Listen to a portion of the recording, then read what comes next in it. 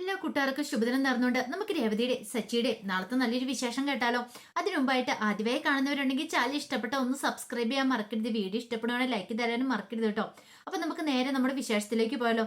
അങ്ങനെ രേവതിയുടെ വീട്ടിൽ നിന്ന് ലക്ഷ്മി അമ്മയും ദൈവവും വന്ന് കൃഷ്ണേട്ടന്റെ ആണ്ടൊക്കെ വിളിച്ചിട്ട് പോവാണ്. ഈ സമയത്ത് സച്ചി അങ്ങോട്ടേക്ക് വന്നു. സച്ചി പക്ഷെ അവരെ മൈൻഡ് ചെയ്തു പോലും ഇല്ല. അങ്ങനെ അകത്തേക്ക് കയറി വന്നു കഴിഞ്ഞപ്പോ രേവതിക്ക് ഭയങ്കര വിഷമായിപ്പോയി. ഈ സമയത്ത് രവീന്ദ്രൻ ചോദിച്ചു, അല്ല നീ ലക്ഷ്മീനും ദേവനും കണ്ടില്ലാന്ന് ചോദിക്കും. കണ്ടച്ചാന്ന് പറയാ. എന്നിട്ടോ നീ അവരോട് എന്തേലും പറഞ്ഞോ സംസാരിച്ചോന്ന് ചോദിക്കും. ഇല്ലാന്ന് പറയാം. അതെന്താടാ നീ അവരോട് സംസാരിക്കാതിരുന്നേന്ന് ചോദിക്കും. ഒന്നുമില്ലാന്ന് പറയാം.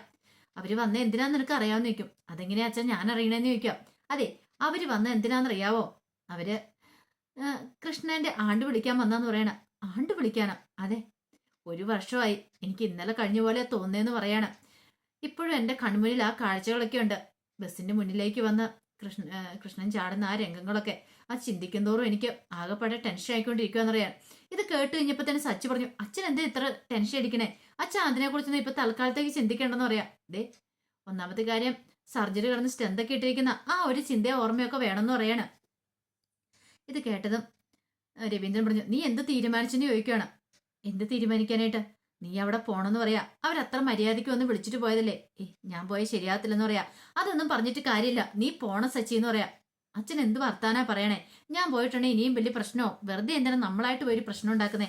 അച്ഛനല്ലേ പറഞ്ഞേ ഒരു പ്രശ്നത്തിനും പോവരെന്ന്. അതുകൊണ്ട് ഞാൻ ഒന്നിനും ഇല്ലെന്ന് പറയാ. നിനക്ക് ഇത്രയെങ്കിലും ആ കുടുംബത്തോട് സ്നേഹം ഉണ്ടെങ്കിൽ, കൃഷ്ണനോട് സ്നേഹം ഉണ്ടെങ്കിൽ നീ പോവാതിരിക്കരുത്, പോണം. കാരണം അത്രയധികം ആ മനുഷ്യനെ ആഗ്രഹിക്കുന്നുണ്ടായിരിക്കും നീ ചെല്ലാനായിട്ട്. ഒരുപക്ഷെ രേവതിനെ ഏറ്റവും കൂടുതൽ സ്നേഹിച്ച രേവതിനെ ആയിരിക്കും ആ വീട്ടില്. അതുകൊണ്ട് നീ പോവാതിരിക്കരുത് സച്ചി എന്നൊക്കെ പറയണം.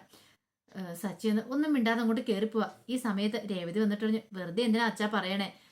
സച്ചിയേട്ടൻ പോകുന്ന എനിക്ക് തോന്നുന്നില്ല. സച്ചിയുടെ സ്വഭാവം അറിയാലോ എന്ന് പറയാം. നോക്കട്ടെ, അവന് എന്റെ മോനല്ലേ, ഞാൻ പറഞ്ഞ അവൻ അനുസരിക്കായിരിക്കില്ല. അവൻ പോകുന്ന എനിക്ക് 100% ഉറപ്പുണ്ട് എന്നൊക്കെ രവീന്ദ്രൻ പറയണം. പിന്നീട് സച്ചി നേരെ അടുക്കളയിലേക്ക് എന്നിട്ട് കുറച്ച് വെള്ളം എടുത്ത് കുടിക്കുവാണ്. സാധാരണഗതി രേവതിയോടാണ് പറയുന്നത്. രേവതിയോട് മിണ്ടുന്നില്ലാത്തതുകൊണ്ട് സച്ചി തന്നെ പോയി എടുത്ത് കുടിക്കുകയാണ്. അപ്പോഴേക്ക് രേവതി അങ്ങോട്ടേക്ക് വന്നു. രേവതി വന്നിട്ട് പറഞ്ഞു, അമ്മ അത്ര മര്യാദയ്ക്കാ വിളിച്ചേ. ഒരുപക്ഷെ ശരത്തിന്റെ കൈ ഒടിച്ച് സച്ചിയാണെന്ന് അറിഞ്ഞിട്ട് പോലും അമ്മ ആ ഒരു മുഖഭാവം വെച്ചല്ല ഇവിടെ വന്ന് അച്ഛന്റെ ആണ്ട് വിളിച്ചിട്ട് പോയത്. സച്ചിയോട് പ്രത്യേകം ചെല്ലാൻ പറഞ്ഞിട്ടുണ്ട്. ചെല്ലാൻ പറ്റുമെങ്കിൽ ചെല്ലണം എന്ന് പറയാണ്. ഇത് കേട്ടപ്പോ സച്ചിയോട് ഞാനില്ലാന്ന് പറയാം. അതെനിക്കറിയാം, അങ്ങനെ പറയണമെന്നറിയാം. എന്നാലും ഇത്രയെങ്കിലും മര്യാദ ഉണ്ടെങ്കിൽ ആ കുടുംബത്തോടുണ്ടെങ്കിൽ, ഇത്രയും കാലം അമ്മ സ്വന്തം മോനെ പോലെ സച്ചിയേട്ടനെ കരുതിയിരുന്നേ. ആ ഒരു വെച്ചെങ്കിലും സച്ചിയേട്ടൻ വരാതിരിക്കില്ല. അമ്മയുടെ മനസ്സ് ഇനിയും വേദനിപ്പിക്കല്. ശരത്തിന്റെ കാര്യത്തിൽ അല്ലെങ്കിൽ തന്നെ നല്ല വിഷമവും വേദനയൊക്കെ ഉണ്ട്. അവിടെ ഒന്ന് വന്ന് തല കാണിച്ചിട്ട് പോരെ. എനിക്കിനി കൂടുതലൊന്നും പറയാനില്ല, ഇഷ്ടമുണ്ടേ വരിക എന്ന് പറഞ്ഞിട്ട് രേവതി അങ്ങോട്ടേക്ക് പോവാണ്. ഈ സമയം സച്ചിക്കാണെങ്കിൽ വല്ലാത്തൊരു ബുദ്ധിമുട്ടായിപ്പോയി. എന്ത് ചെയ്യണമെന്ന് അറിയത്തില്ല. പിന്നീട് വർഷ സ്റ്റുഡിയോയിൽ ഡബ് ചെയ്തുകൊണ്ടിരിക്കുകയാണ്. അപ്പോൾ ഡബ് ചെയ്തുകൊണ്ടിരിക്കുന്ന സമയത്ത് വർഷയുടെ അമ്മ മഹിമ അങ്ങോട്ട് വർഷനെ കാണാനായിട്ട് വന്നു. ഈ സമയം വർഷ ഡബ് ചെയ്തുകൊണ്ടിരിക്കുക. അപ്പോൾ ഡബ് ചെയ്യുന്ന കാര്യങ്ങളൊക്കെ മഹിമ പുറത്ത് നിന്ന് കേട്ടോണ്ടിരിക്കുകയാണ്. വർഷ അപ്പൊ ഒരു സീരിയലിന് വേണ്ടി ഡബ് ചെയ്തുകൊണ്ടിരിക്കുക. അപ്പൊ അതിനകത്ത് പറയാം, അതെ, ഞങ്ങൾക്ക് ആരും വേണ്ട, ഞങ്ങൾ അന്തസ്സായിട്ട് ജീവിക്കും. വലിയ പണവോ പത്രാസോ കോടികളോ ഒന്നും ഞങ്ങൾക്ക് വേണ്ട. ഇല്ലെങ്കിൽ ഞങ്ങൾ രണ്ടുപേരും ഒരു വാടകയ്ക്ക് വീടെടുത്താലും ജീവിക്കും. അപ്പൊ രണ്ടുപേരും ഒളിച്ചോടി പോയതാണ്. അപ്പൊ അവർ രണ്ടുപേരും പറയുന്ന കാര്യങ്ങളൊക്കെയാണ് അങ്ങനെ സീരിയലിന് വേണ്ടി ഡബ് ചെയ്തുകൊണ്ടിരിക്കുന്നത്. ഇതെല്ലാം കേട്ടുകൊണ്ട് പുറത്തിരുന്ന മഹിമ പറഞ്ഞു, ഓഹോ, വെറുതെ അല്ല ഇവളിങ്ങനെ ഇറങ്ങിപ്പോയത്. ഇപ്പോഴുള്ള കാര്യങ്ങൾ മനസ്സിലല്ലോ. ഓരോ ദിവസവും അവളിങ്ങനെ ഓരോ സീരിയലിന് വേണ്ടി ഡബ് ചെയ്തുകൊണ്ടിരിക്കുമല്ലേ. അതിങ്ങനെ പണക്കാരൻ പയ്യൻ ഒട്ടും പണമില്ലാത്ത പെണ്ണിനെ കെട്ടുന്നു, അതുപോലെ തന്നെ ഒന്നുമില്ലാത്ത വീട്ടിലേക്ക് പോകുന്നു. എന്തൊക്കെ കാര്യങ്ങളാണ് നടക്കുന്നത്. ഇതൊക്കെ ഇവളുടെ തലയിൽ കയറി എന്നിട്ടാ അവന്റെ കൂടെ ഇറങ്ങിപ്പോയത് എന്നൊക്കെ മഹിമ പറയാണ്. ഇത് കേട്ട് കഴിയുമ്പോഴത്തേനും ഡബ് സ്റ്റുഡിയോയിൽ ഇരിക്കുന്ന എഞ്ചിനീയർ ചോദിച്ചു, എന്താ പറഞ്ഞെന്ന് ചോദിക്കാം. അല്ല, നിങ്ങൾക്ക് ഇങ്ങനത്തെ മാത്രം കഥകളൊക്കെ ഉള്ളോ ഈ സീരിയലിനകത്ത്? വേറൊന്നും ഇല്ലേന്ന് ചോദിക്കും. അതെ, ഇങ്ങനത്തെയൊക്കെ ഇട്ടാലേ ആൾക്കാർ കാണുള്ളൂ, അതുകൊണ്ടാന്ന് പറയാം. എന്റെ ദൈവമേ, വെറുതെ അല്ല എന്റെ മോൾ ഇങ്ങനെ ആയിപ്പോയത്. അവളെ പറഞ്ഞിട്ട് കാര്യമില്ല, ഡെയിലി അവൾ ഇത് തന്നെയല്ലേ പറഞ്ഞുകൊണ്ടിരിക്കണമെന്ന് പറയണം. പിന്നീട് വർഷ അതിനുശേഷം അത് സ്റ്റുഡിയോ ഡബ് ചെയ്തതിന് ശേഷം പുറത്തേക്ക് ഇറങ്ങി വരുവാണ്. അപ്പോഴേക്കും അമ്മേനെ കണ്ടേ. ആഹാ, അമ്മയോ, ഇതെപ്പോ വന്നെന്ന് ചോദിച്ചിട്ട് ഓടി അടുത്തേക്ക് ചെല്ലുവാണ്. ഞാൻ വന്നിട്ട് കുറച്ച് സമയം. അല്ല അമ്മ എന്ത് പറ്റി? അമ്മ സ്റ്റുഡിയോയിലേക്ക് വരാറുള്ളതല്ലോ, പിന്നെ എന്ത് പറ്റി ഇങ്ങോട്ടേക്ക് വന്നെന്ന് ചോദിക്കുക. അതെ, എനിക്ക് നിന്നെ കണ്ട അല്പം പേഴ്സണലായിട്ട് സംസാരിക്കണമെന്നുണ്ടായിരുന്നു, അതുകൊണ്ട് വന്നാന്ന് പറയണം. അതിനിപ്പോ എന്താ അമ്മേ, അമ്മയ്ക്ക് വീട്ടിലേക്ക് വന്നാൽ പോരെന്ന് ചോദിക്കും. അവിടെ വന്നാൽ സംസാരം ഒന്നും ശരിയാകത്തില്ല, അതുകൊണ്ടാണ് ഇങ്ങോട്ടേക്ക് വന്നേ. പിന്നീട് ചോദിച്ചു, അല്ല നിനക്ക് എന്തെങ്കിലും സാമ്പത്തിക ബുദ്ധിമുട്ടുണ്ടോന്ന് ചോദിക്കുക. സാമ്പത്തിക ബുദ്ധിമുട്ടോ? അങ്ങനെയൊന്നുമില്ല. നിനക്ക് ഇവിടെ ഡബ്ല്യു സ്റ്റുഡിയോയിൽ ഇപ്പം വർക്ക് കുറവാണെന്ന് ചോദിക്കും. വർക്കുണ്ട്, മുമ്പത്തെക്കാളും കൂടുതലാ, ചെയ്യാൻ പറ്റാത്ത കുഴപ്പമുള്ളെന്ന് പറയും. അങ്ങനെയാണെങ്കിൽ ശ്രീകാന്തിനോ? അവന് ജോലി കുറവാണെന്ന് നിൽക്കും. ശ്രീകാന്തിനും ജോലിയുണ്ട്.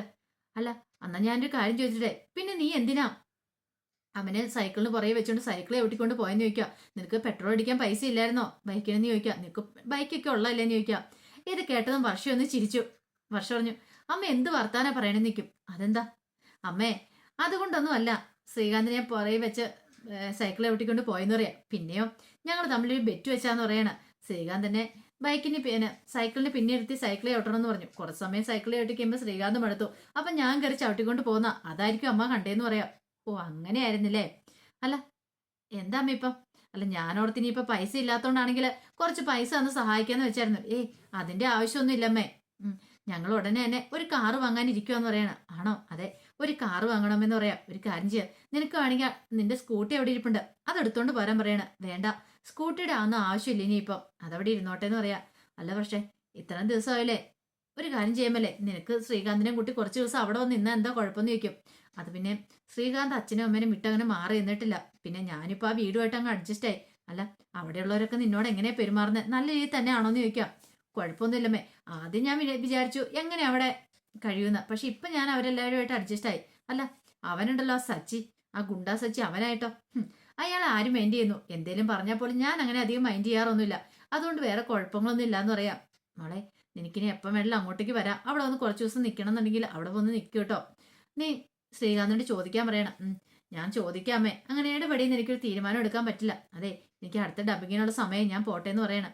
അങ്ങനെ വർഷ അടുത്ത ഇതിൽ ഡബ് ചെയ്യാനായിട്ട് അങ്ങോട്ട് കയറി പോവാണ്. പിന്നീട് മഹിമ അങ്ങോട്ട് പോവുകയും ചെയ്തു.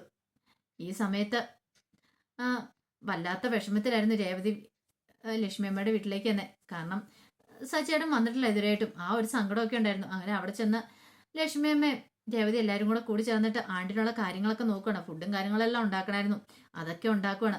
ഈ സമയത്ത് അയലക്കത്തുള്ള ഒന്ന് രണ്ട് ചേച്ചിമാർ വന്നിട്ട് രേവതിയോട് ചോദിച്ചു, അല്ല സച്ചി വരത്തില്ല എന്ന് ചോദിക്കുകയാണ്. ഇത് കേട്ടതും രേവതിക്ക് എന്തും മറുപടി പറയണം നടത്തില്ല. സച്ചിയേട്ടൻ വരുമെന്ന് പറയാ. എന്നാലും എന്ത് പരിപാടിയാണ് സച്ചി കാണിച്ചേ? അവന്റെ കൈ തിരിച്ചു പിടിച്ച് ഓടിച്ചേ. ആരെങ്കിലും ചെയ്യുന്ന പരിപാടിയാണോ? ഒന്നുമില്ലെങ്കിൽ അളിയനല്ലേ, ഒരു മനുഷ്യജീവനാണുള്ള പരിഗണനയെങ്കിലും കൊടുക്കണ്ടായിരുന്നോ? ഇത്രയ്ക്ക് ദുഷ്ടനായിരുന്നോ? ലക്ഷ്മി അമ്മയ്ക്ക് സച്ചിനെ കുറിച്ച് പറയുമ്പോൾ 100 നാവായിരുന്നല്ലോ. എന്നിട്ട് ഇത് എന്ത് പറ്റി രേവതി എന്ന് ചോദിക്കുക. രേവതിക്ക് ആ പാടെ വിഷമമായി. ഇനി എത്ര പേരുടെ ചോദ്യത്തിന് ഇതുപോലെ മറുപടി പറഞ്ഞാലേ? എല്ലാവരും അറിഞ്ഞു കഴിഞ്ഞു ഈ കാര്യങ്ങളൊക്കെ. ഇനി എല്ലാവരുടെയും മറുപടി പറയണം. കാരണം ആണ്ടാമത്തിന്റെ എല്ലാവരും അയലൊക്കത്തുള്ളവരെല്ലാവരും വരും. പിന്നെ അവർക്ക് പറഞ്ഞ് ചിരിക്കാനും ഒക്കെ ഒരു കാരണമായല്ലോ. അതൊക്കെ ഓർത്തപ്പോൾ രേവതിക്ക് ഭയങ്കര വിഷമമായിരുന്നു. പിന്നീട് അവരും കൂടെ മാറിക്കഴിഞ്ഞപ്പോഴത്തേനും ലക്ഷ്മി പറഞ്ഞു, അല്ല സച്ചി വരുമോ മോളെന്ന് ചോദിക്കുക. എനിക്കറിയില്ലമ്മേ. അമ്മ ആ കാര്യമായിട്ട് വിളിച്ചല്ലേ. ഇനിയിപ്പോൾ ഇത് കൂടുതൽ എന്താ ചെയ്യുന്നത്? അമ്മ അവിടെ ഒന്ന് വിളിക്കുകയും ചെയ്തതല്ലേ. ഇനിയിപ്പോൾ വരുവാണേ വരട്ടെ എന്ന് പറയണം. എന്നാലും ഇതുവരെയായിട്ട് ആരും അവിടെ നിന്ന് വന്നില്ലല്ലോ.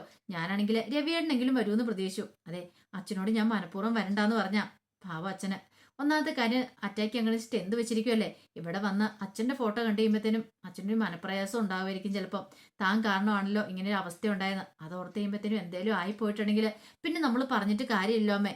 അതുകൊണ്ട് ഞാൻ പിന്നെ കൂടുതലായിട്ട് നിർബന്ധിക്കാൻ പോയില്ലെന്ന് പറയാം. അല്ലെങ്കിൽ അച്ഛൻ വരാതിരിക്കുമെന്ന് അമ്മയ്ക്ക് തോന്നുന്നുണ്ടോയെന്ന് പറയാം. അത് ശരിയാ, എന്നാലും സച്ചിയെങ്കിലും വന്നാൽ മതിയായിരുന്നു. ശരത്തിന്റെ കാര്യം ഞാൻ തൽക്കാലത്തേക്ക് അങ്ങോട്ട് മറക്കുക. കാരണം സച്ചി വന്ന നിന്റെ ഭർത്താവല്ലേ, എനിക്ക് അവനെ തള്ളിക്കളയാൻ പറ്റില്ലല്ലോ എന്തൊക്കെ ചെയ്യുന്നു പറഞ്ഞാലും എന്നൊക്കെ ലക്ഷ്മിയമ്മ പറയാ. അതൊക്കെ കേട്ടുകഴിഞ്ഞപ്പോൾ രേവതിക്ക് ഭയങ്കര വിഷമായി. രേവതി പറഞ്ഞ, അമ്മ വിഷമിക്കണ്ട, വരുവാണേ വരട്ടെ, ഇല്ല നമ്മൾ തന്നെ കാര്യങ്ങളൊക്കെ ചെയ്യും എന്നൊക്കെ രേവതി പറഞ്ഞ് ലക്ഷ്മിയമ്മനെ സമാധാനിപ്പിക്കുകയാണ്.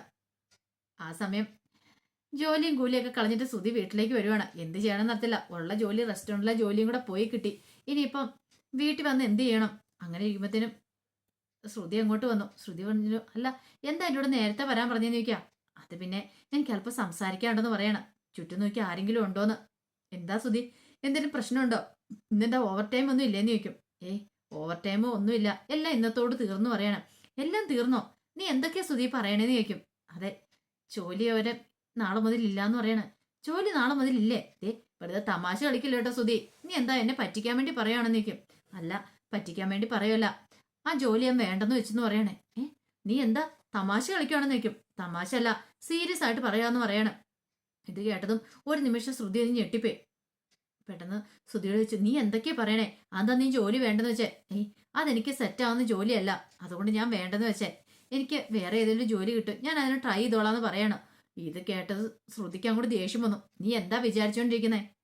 നിനക്ക് ഇത്ര വിദ്യാഭ്യാസം ഉണ്ട്. അത് മാത്രല്ല ആ, ജോലി ചെയ്യാനുള്ള വേറെ കുഴപ്പങ്ങളും കാര്യങ്ങളൊന്നും ഇല്ല. എന്നിട്ട് ഇത്രയും കാലമായിട്ട് നീ എത്ര ജോലിക്ക് പോയി? എവിടെയെങ്കിലും പോയി എന്നിട്ട് 10 ദിവസം തികച്ചു നിന്നിട്ടുണ്ടോ? ഇതിപ്പോ ഇവിടെ പോയിട്ട് 2 ആഴ്ച. ഇതിനു മുമ്പ് കാർ ഷോറൂമിലേക്ക് പോയി. ഒരിടത്തും നിനക്ക് പോയി പിടിച്ചിരിക്കാൻ പറ്റില്ല. ഞാനൊരു കാര്യം ചോദിച്ചോട്ടെ, ഇത്രയും നാളായി നീ എന്തെങ്കിലും ജോലി ചെയ്ത് എനിക്ക് വേണ്ടി കൊണ്ടു തന്നിട്ടുണ്ടോ എന്ന് ചോദിക്കാം. അങ്ങനെ ചോദ്യം ചെയ്യാൻ തുടങ്ങി. സ്നേഹവും ഇതൊക്കെ അങ്ങോട്ട് മാറിയിരുന്നു. ശ്രുതിക്ക് കട്ടക്കലിപ്പായിരുന്നു. ഇത് കേട്ടോ ശ്രുതി പറഞ്ഞു, നീ എന്താ കണക്ക് പറയാണെന്ന് ചോദിക്കും. കണക്ക് പറഞ്ഞല്ല. അങ്ങനെ പറയാൻ തുടങ്ങിയാൽ പറയാൻ മാത്രമേ കാണത്തുള്ളൂ ശ്രുതി. ഇതുവരെയായിട്ട് നീ എനിക്ക് എന്തെങ്കിലും കൊണ്ടു തന്നിട്ടുണ്ടോ? ഇല്ല. ജോലിക്കാന്ന് പറഞ്ഞ് പോവും. 10 ദിവസം കഴിയുമ്പോൾ തിരികെ വീട്ടിലിരിക്കും. നീ ഇത് എന്ത് ഭാവിച്ചാ? ഒരു കാര്യം ഞാൻ പറഞ്ഞേക്കാം. ദേ, എനിക്കിങ്ങനെ നിന്നോടൊപ്പം ജീവിക്കാൻ പറ്റില്ലെന്ന് പറയാം.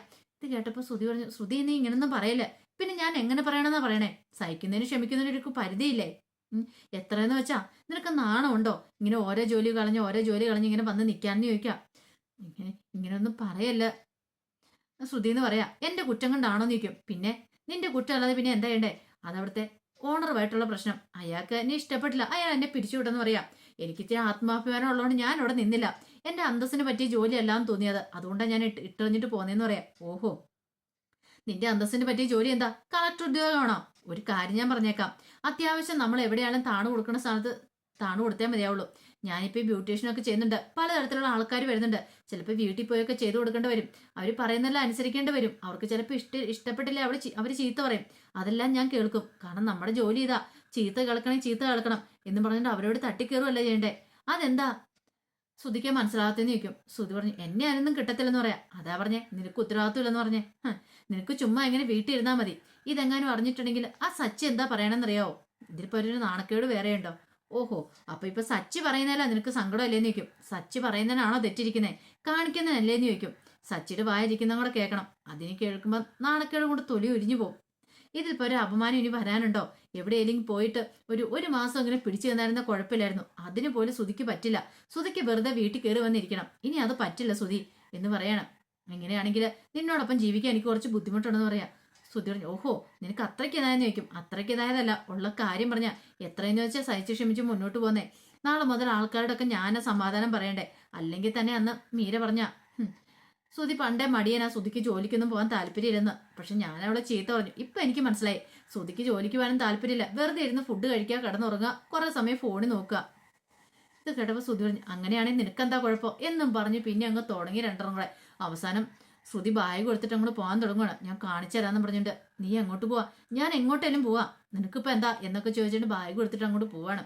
ഇത് കണ്ടു കഴിഞ്ഞപ്പോൾ എന്ത് ചെയ്യണമെന്ന് അറിയില്ല. ശ്രുതി നിൽക്കുക. അപ്പോൾ അതിൻ്റെ വിശേഷങ്ങളൊക്കെ കാണുന്നത്. ആ വിശേഷങ്ങളൊക്കെ നമുക്ക് എല്ലാവർക്കും കാത്തിരിക്കാം കേട്ടോ.